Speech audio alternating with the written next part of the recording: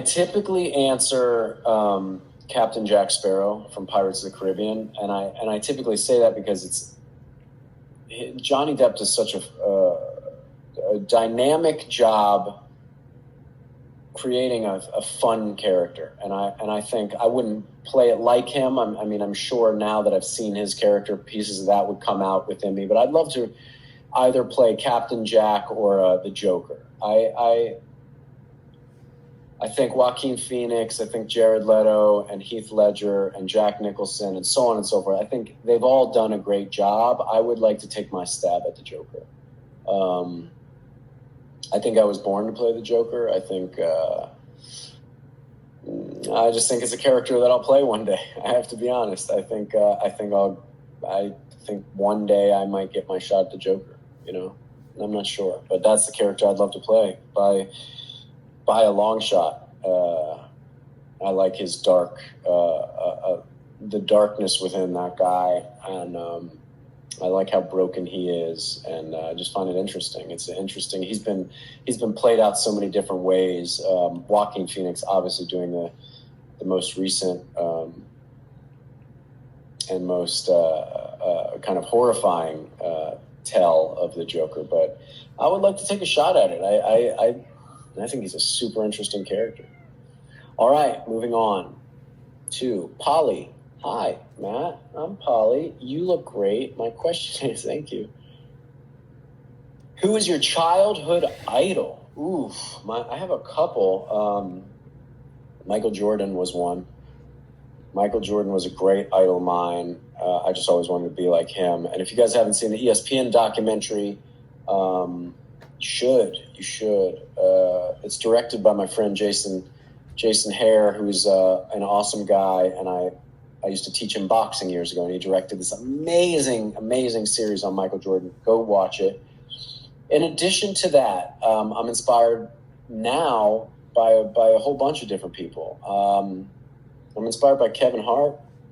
I'm inspired by The Rock.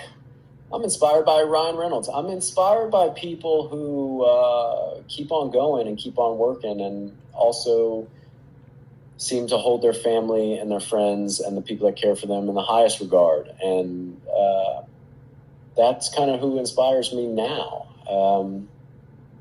When I was little, when I wanted to become an actor, I remember specifically there was a movie called American History X. It dealt with basically racist dudes doing horrible things, and it basically follows the journey of a young racist guy who kind of grows and evolves out from that life. And Edward Norton is the actor, and that was the reason I remember seeing that performance and going, man, that actor I thought he was this, and he totally became this. And I remember that really inspiring me to want to think about acting. That was one of the first performances. And then there was another one, actually, and it was another Edward Norton film where I forget what it's called, sadly, but it was him and Richard Gere. And I forget what it was called, but Edward Norton basically played a killer with like a split personality disorder. And so where he would be like this kind of cowardly young guy, and then he also had this other side where, he was like, I don't know, schizophrenic or something. But anyways, yeah, so Edward Norton I would say was my big inspiration on coming into kind of wanting to act and kind of thinking that acting could be cool and fascinating and challenging. Edward Norton was kind of my first interest there. All right, let's keep it going. Castiel Stole My Soul 13. I love that name there. What are you and your family doing for the holidays? Love from New Jersey. Well, Castiel Stole My Soul 13. Me and my family we are doing pretty much probably what everybody should be doing, and that is staying home. We are not traveling. We are, my sister-in-law may drive down from Oregon, but we're trying to stay in the bubble, and I'm trying to wear a mask, and I'm trying to not get people sick, and trying not to get myself sick. I'll be working, through some of the holidays at Entertainment Tonight. And other than that, I'll be eating turkey and drinking cold beers and laughing and building Legos. That's what I'm going to be doing. I'm going to lock myself indoors. I'm not going anywhere. I'm not traveling anywhere. I'm going to sit on the floor with my son and my niece, and I'm going to build Legos until COVID goes away, or until Santa brings presents, whichever comes first. And that's it. I want to be safe. I want to be safe and smart and at home with the people I love for the holidays. Margaret Winch. Hi, Matt. Can you tell us your favorite joke, please? It's a bit of a dirty joke, so I'm not sure I can say it. I actually just heard it recently, and it was really, really funny. All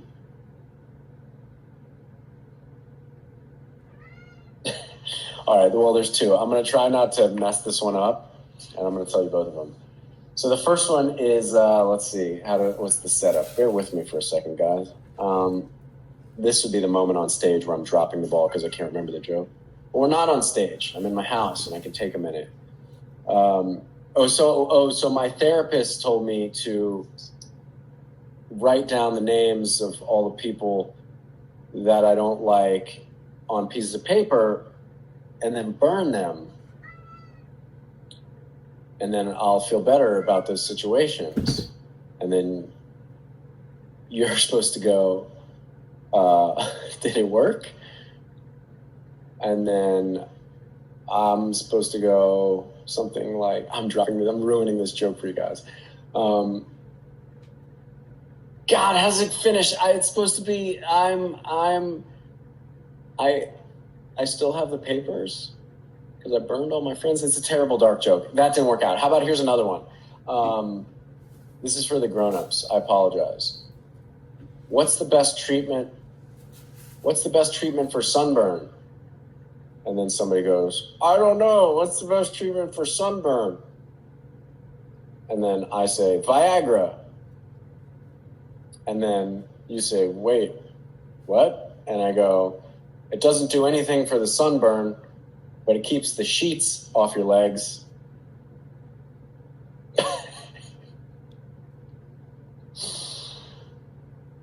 It's a terrible joke. That is a terrible joke, and I apologize if I offended anybody. But see your doctor first before taking a prescription of Viagra.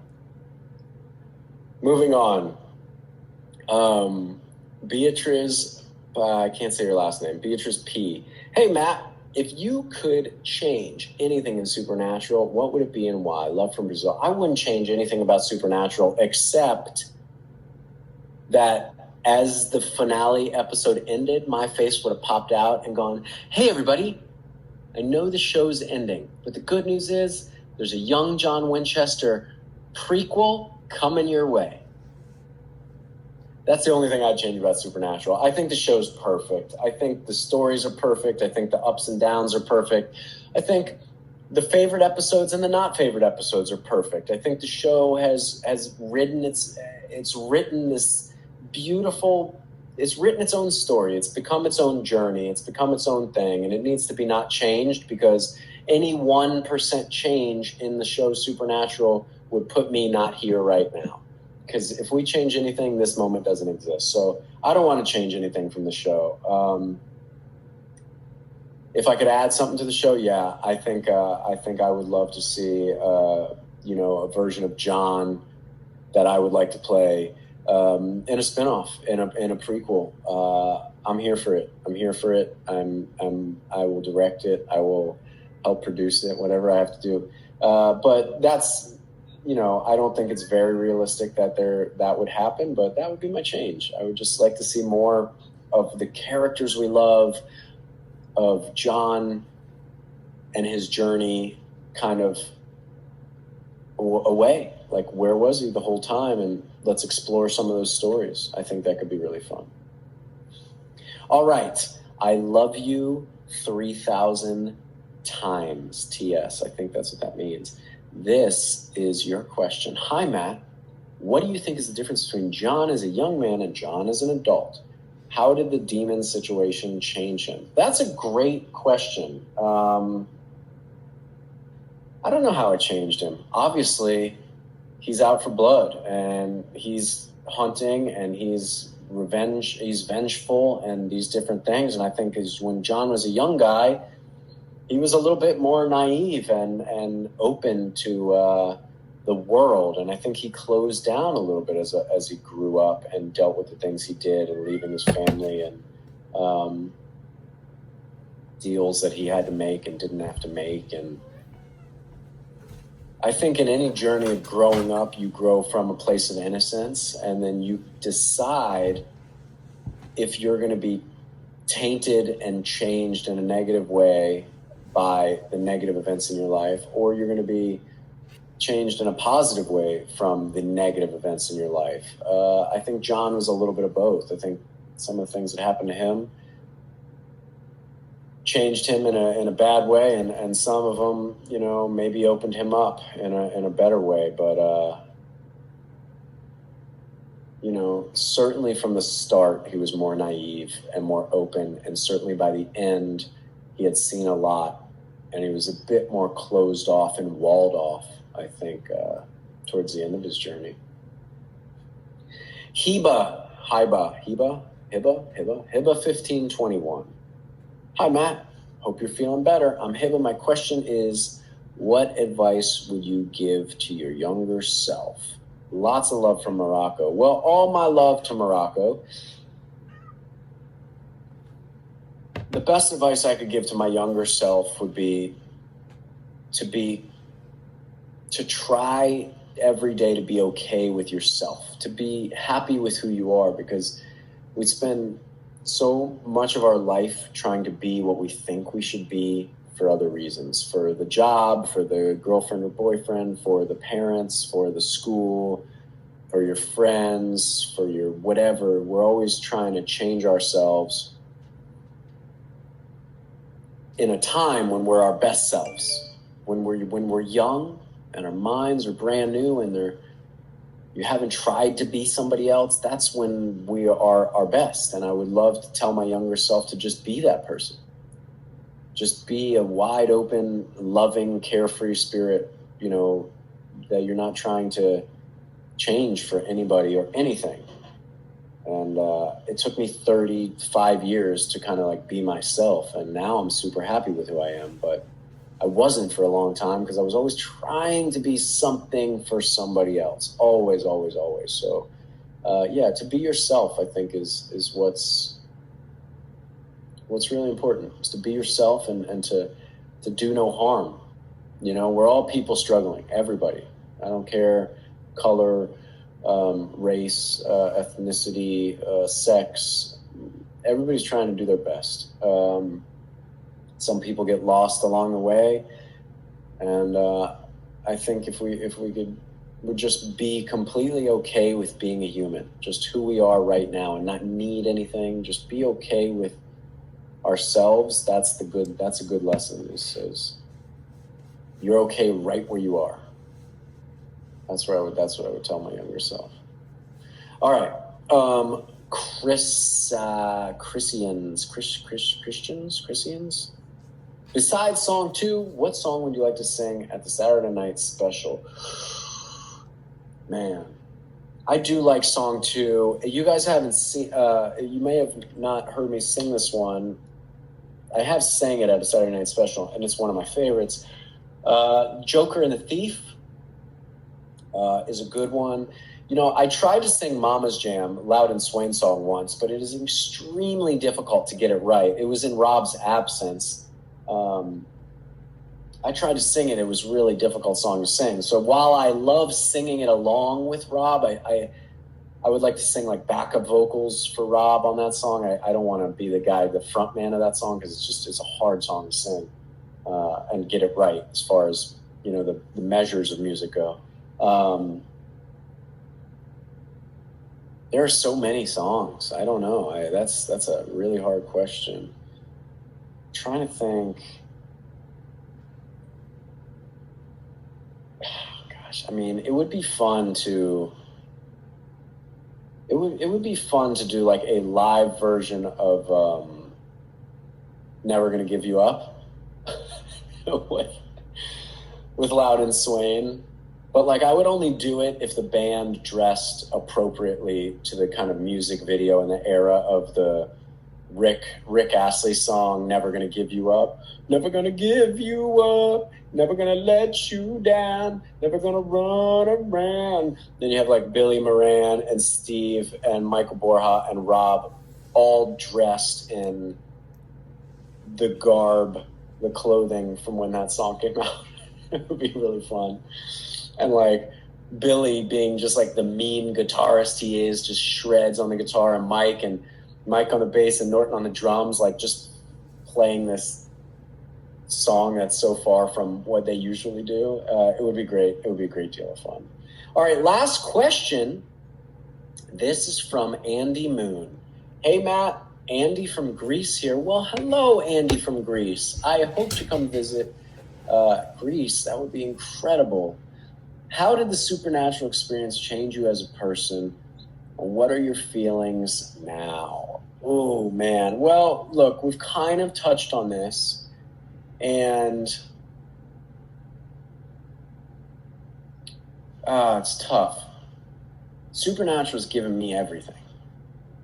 It's given me an understanding of who I am. I got to figure out who I am, really. I told you it took 35 years, and the last 10 of those years I was with you guys. And it took these last 10 years to figure out who I am and who I'm going to allow myself to be, and that was from the fans. So the fans gave me self-worth, and the show gave me the fans. So I'll connect things like that. So the show gave me the fans, and the fans gave me self-worth. Self-worth led to being happy enough to allow a partner in my life and my wife. So the show kind of gave me the fans who let me be okay with myself, and then allowed me to let somebody else in, and became my wife. And then from there we had a child, and that was another thing you have to come to some understanding with about yourself, if you can be a parent, and if you're ready to be a parent, and you have to self-examine, and you do that from and I did that from you guys, from learning from you guys. And then it gave me a job. It gave me a job that wasn't just a job. At the beginning, it was just a job. I was just a guest star on a show, and I'll never forget sitting in the room for a table read, and Jared walked in, and, "Hi, I'm Jared Padalecki, and I'm Jensen." And from that first time, those guys supported me on set. They wanted me to do a really good job. They wanted me to do a good job as an actor and a performer, and they didn't mess with me, and they built me up. And then I got to come back and play another character, Michael. And so they gave me the job, evolved into a recurring job, which is every actor's dream. Gave me another episode in season 11, Baby, which is one of the greatest episodes of the show ever, as far as I'm concerned. I was so honored to play in that episode. And so it gave me life, and it gave me friends and understanding of self and family and a child and a wife and people I care about. And then it gave me a job that I wanted to go to. And then it gave me friends that I trusted. Rob, Rich, Kim, Bree, Jason Mans, Jensen, Jared, every guest star that you've ever seen me on that stage with.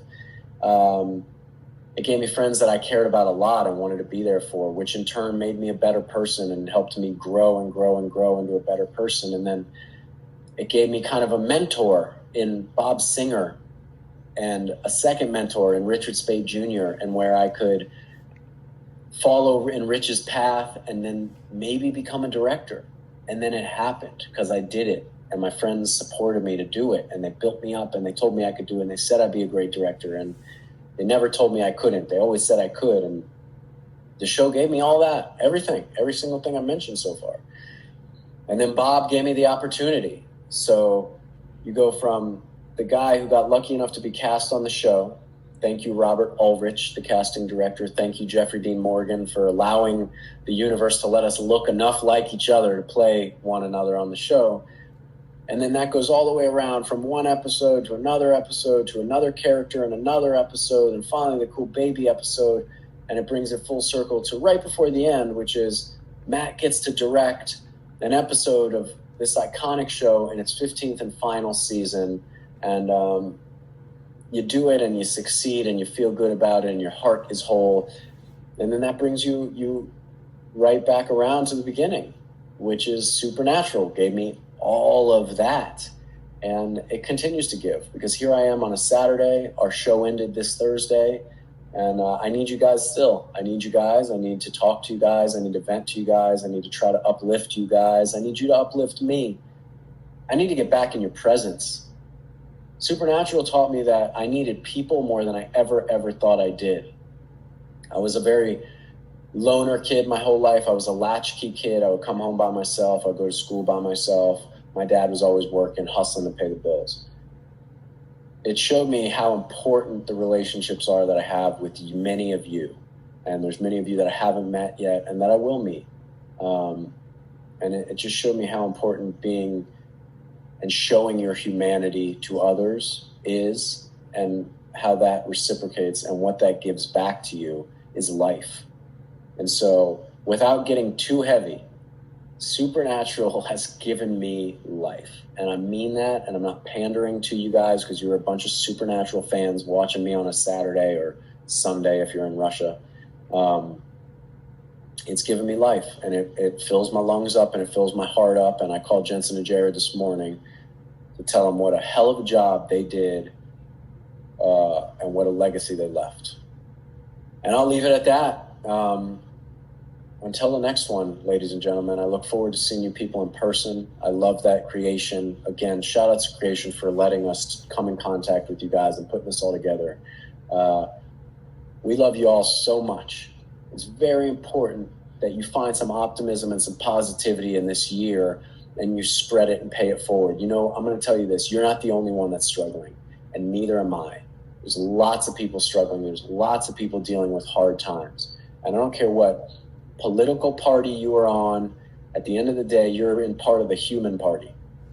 And you need to show your humanity to each and everybody you can, and start lifting people up, and stop reading whatever negative stuff that's been filling up our news feeds on our social networks. We need to get out there. We need some real work in the field. We need a real work in the field, safely, mask up, and let's protect each other. Let's rebuild this earth. Let's make it great again. We're so close to taking the next step in our human life together. Let's do it, and let's uplift each other. All right, I'm over and out. I love you guys so much, and I'll see you in the near future.